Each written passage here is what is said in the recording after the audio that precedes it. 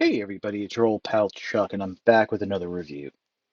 This is a Mac, and this is a PC. Well, no, actually, it's Legacy Evolution Tarn and Bludgeon. Now, as I've explained in the past, as I get figures in, I have to prioritize the ones that I think will get more views, and you guys want to see more.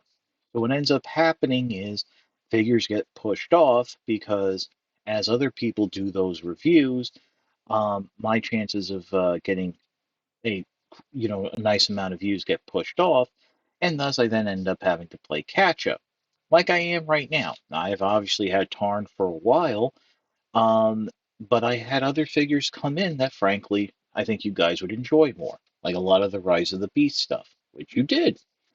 And sure enough, right around the time I was going to do a review of Tarn, I found out Bludgeon was shipping from Amazon.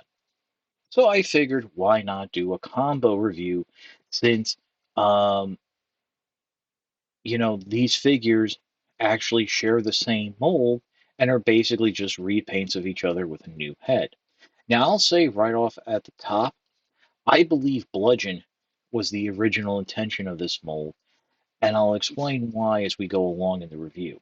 Also, Karn comes from the comic universe because this is a comic created character. I'll be honest, I don't know much about it. I know it's part of a Decepticon Justice Division, which are fanatical Decepticons that believe in the cause above and beyond even Megatron, and they were actually the villains of the comics when they got that bright idea to make Megatron an Autobot. And apparently there was some mystery to Tarn's real identity, since that's not his face, but a mask he wears of the Decepticon logo. That's how dedicated he is to being a Decepticon. Bludgeon is also identified as coming from the comic universe, and yes, this is how the figure looked in the comics. But it was actually a stylized version of its Robots in Disguise 2015, 2 years shy of that show being 10 years old. I need a moment figure. Now, Bludgeon never appeared in the series, even though they had, I would assume, an animated design because on the packaging they had like a cartoon drawing of the character. But that was actually a repaint, retool of I should say repaint with a new head of like an Autobot tank that did appear in one episode. He was a mute, a bounty hunter, a mute law enforcement. Can't think of its name, but that's where they got it from. So frankly, I think this figure should be looked at as coming from the Robots in Disguise 2015 universe. So as you can see, Tarn is in robot mode. So in terms of the transformation and stuff, we're going to use Bludgeon here. So let me just get Tarn out of the way. We'll bring it back in for some comparisons. And let's take a closer look at the tank. Now you might have noticed this front end here, and at first you would think, well, it's different. That becomes the chest in robot mode, so it'd be different from Tarn. Actually, this is just a repaint, and by having it painted this way, you can clearly see it's meant to homage Bludgeon's skull face. Also, this version of the mold comes with a new accessory, this very nice Cybertronic katana type sword for Bludgeon. But removing that, this is basically all you get with the mold. There are no rolling wheels. The tank just goes. Um, and then, of course, you have this back section, which becomes the cannons in robot mode and um, the turret in tank mode. Now, I had posted some pictures on Twitter that show off, and they'll be cross posted after this review on Instagram, that show off the packaging and how with Tarn, these three accessories were actually packaged in the tray using the paper ties. Bludgeon, they've gone back to using the elastic or plastic ties. There was actually an elastic plastic tie hybrid, and using the tissue paper to wrap these accessories under the tray. And here's the Evo Fusion combined cannon. It looks a little silly. Personally, I'll show you guys how I use this in robot mode. But we just flip this around right now and just plug the cannons in like that. That's actually how I'm going to have it in robot mode. We'll talk more about that when we get there.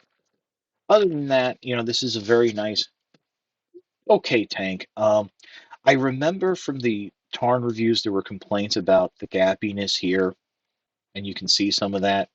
Also, I don't. I kind of remember this being an issue, and it definitely is an issue for me. But this front piece likes to pop off a lot. But enough of that. Let's just hop right into the transformation, since really the rest of this review is going to be the comparisons. So what you want to do is unpeg this back section. This will be the legs, and swing it all the way down and around. Now there is a bit of a double hinge here going on, and before you complete the whole rotation, why don't you just go ahead and detach what will be the arms from there, giving you a little bit more clearance. Now, as you flip these around, you want to make sure that you press on the back of the knees, and that will snap those secondary joints, which are for transformation, into place. At this point, you can go ahead and flip the feet out, just make your life a little bit easier. Now, the transformation is fairly simple. It's just that there is a little bit of, rotating and stuff like that. Uh, First thing you want to do is flip up these spread pieces here, and then you're just going to rotate this all around and peg it into place there and close up that panel. Then what you can do is rotate the arm so that this part is facing forward. That green section will swing around, and then you want to rotate uh, the fists 180 degrees from where they were. Do it again on this side, flip this up, flip that out, straighten the arm out. You do have those double hinges there. We'll talk about those a little bit later. Flip this piece around, and then flip the fist around. What you then want to do is come around the back here and just bring this panel up and rotate it around. And just, position it to keep it out of the way, make your life easy. At this point, you can then uh, start to pop this off, rotate these panels around, uh, and then rotate the head up. The panels, this panel should not be popping off like that. It is all, by the way, all clear plastic.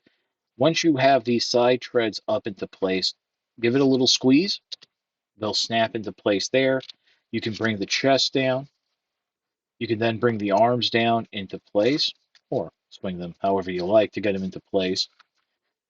This back panel will then rotate up, and there are tabs that will, on those inner treads, that will just peg it into place.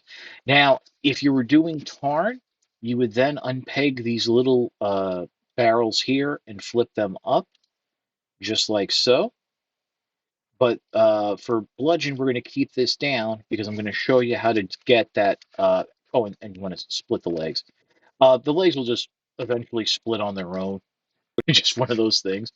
But now I'm going to show you that really to get that, you know, that RID 2015 comic look, you want to take this backpack that we've already set up. Now, the instructions the, show this like sitting a lot higher than I like.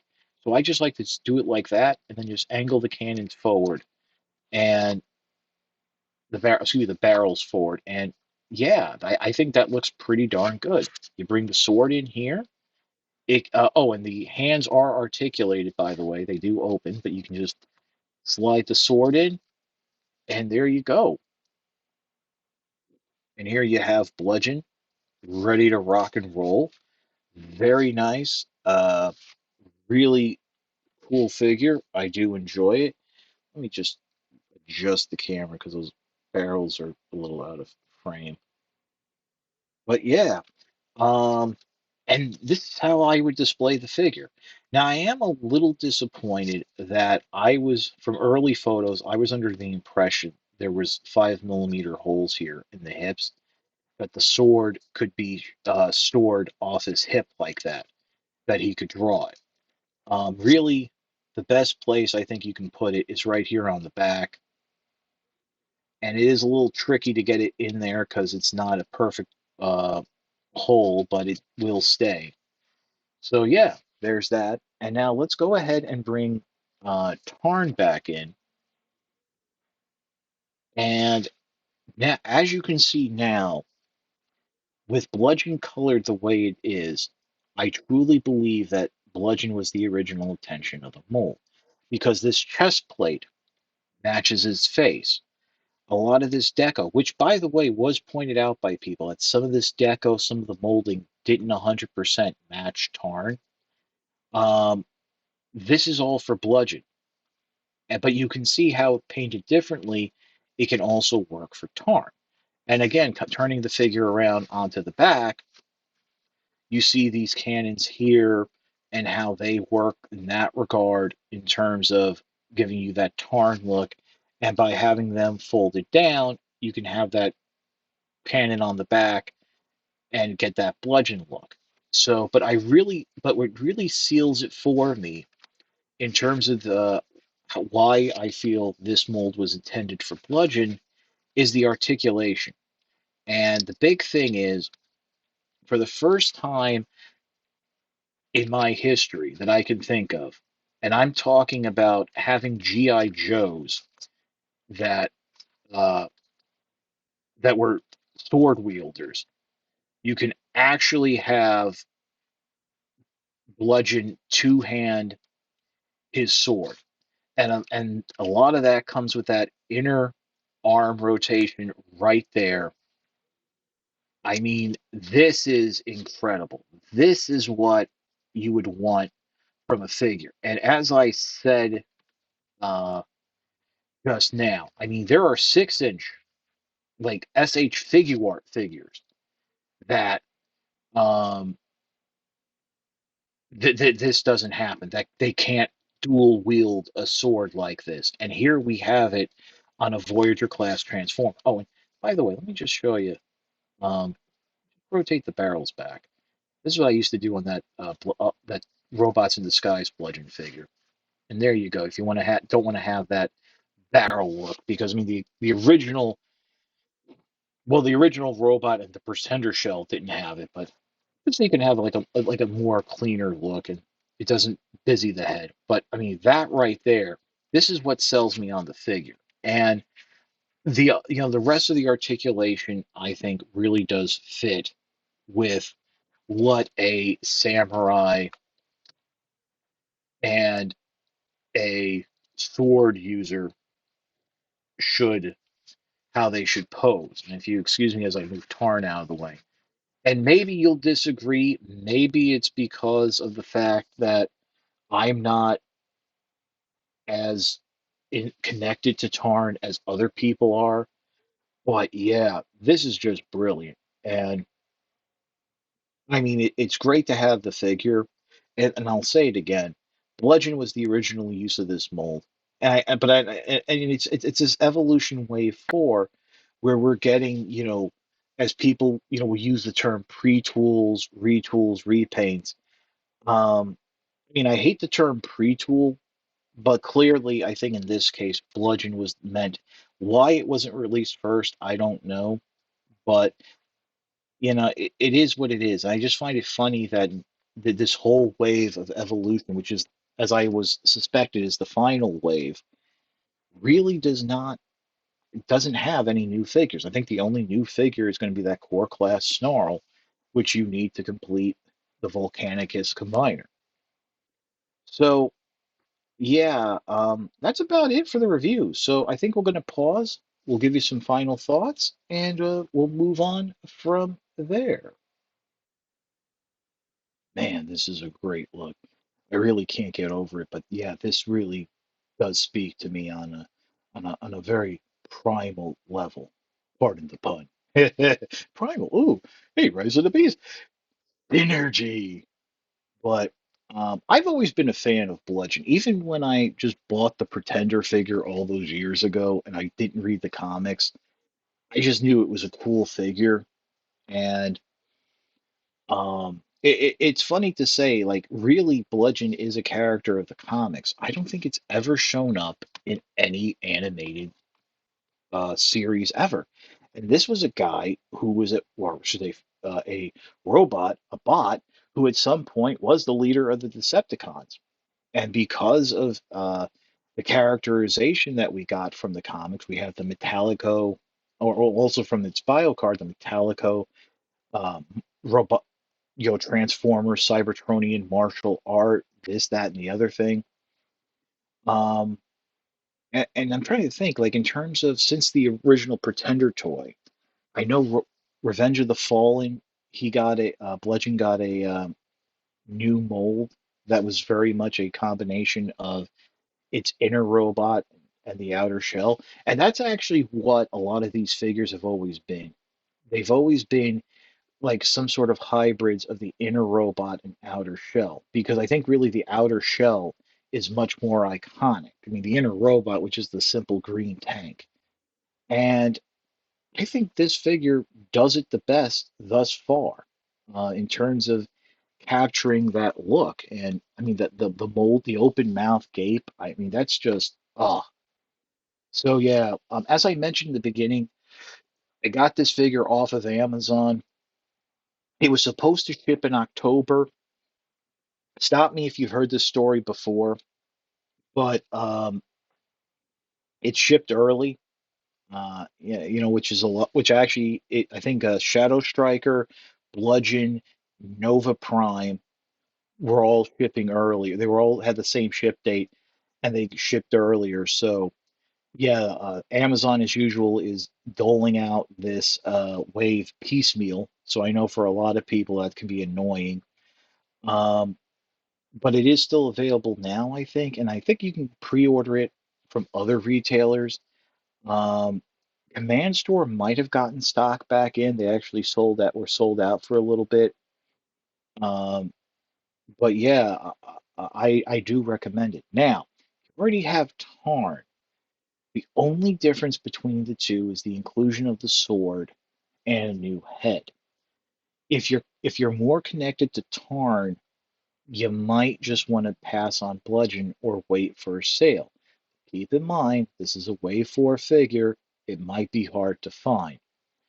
Personally, I would jump on it now, but then again, if I actually had the choice and I knew Bludgeon was coming, I probably would have waited for Bludgeon. I know that sounds crazy, but yeah, that's how much I think this mold and this look just suits the Bludgeon better than Tarn. But again, as I said, I don't not really that familiar with Tarn. But that's about it. Definitely a great figure, and the mold is cool too. Um, as I said, the transformation, there was just some extra rotation there in the arms. Be wary. There is a lot of clear plastic on the figure. I shouldn't say a lot. The cannons are clear plastic. That chest piece is clear plastic. I've heard complaints about those back cannons, the little rotating blasters. Those can have broken off, but just be gentle, just be careful, and don't fight if things want to pop off. I mean, that chest piece, unless I'm completely missing something to not get it to pop off, it's going to happen. But definitely overall a fun figure and gets two thumbs up from me. So that's about it for the review. If you like this review, like, comment, and subscribe. While I will always appreciate the views, likes, comments, and subscriptions, help to communicate to YouTube through their algorithms that my channel should be exalted and held upon high. If you want to make the ultimate sign of support, I do have a Patreon, www.patreon.com/chuckdog1999. You guys know the spiel. I appreciate all the support you've given me over these years, but I also want to ask if you can make sure to share the video around your Facebook groups, the bulletin boards you post on, the web pages, Twitter. Just get it out there because nowadays guys like me are having to compete against guys who are getting figures fresh off the factory assembly line, if you know what I mean. And it is very difficult to compare with that since most people just really want to see the figure as early as possible, which kind of stinks because if in some cases you're getting the figure 4 6 months or before you'll ever see it on shelves, and you can forget a lot about the figure at that time, and a lot can change. So definitely share it around. Also, I do talk about like, commenting, and subscribing. That is very important because, especially the subscribing, you can miss out on videos I do. I don't just do Transformers. Once in a while, I'll change it up just to bring something to you that I think is kind of cool. I know my bread and butter is basically Transformers, and that's what you guys want to see. But also the liking, commenting, and subscribing. And I'll be honest, I watch a lot of videos where I don't do this, does help with the algorithm. Now, I don't want you to have to force yourself to leave a comment. If you have something to say, say it. But if you don't, that's fine too. And I know people watch videos in a lot of different ways. I watch videos on television, so it is sometimes a little hard for me to like the video. I would have to remember to go back and do it in my phone app. But all that stuff really does help, and I appreciate whatever you do. So that's about it. Once again, this is your old pal Chuck for Legacy Evolution Bludgeon. We will see you next time.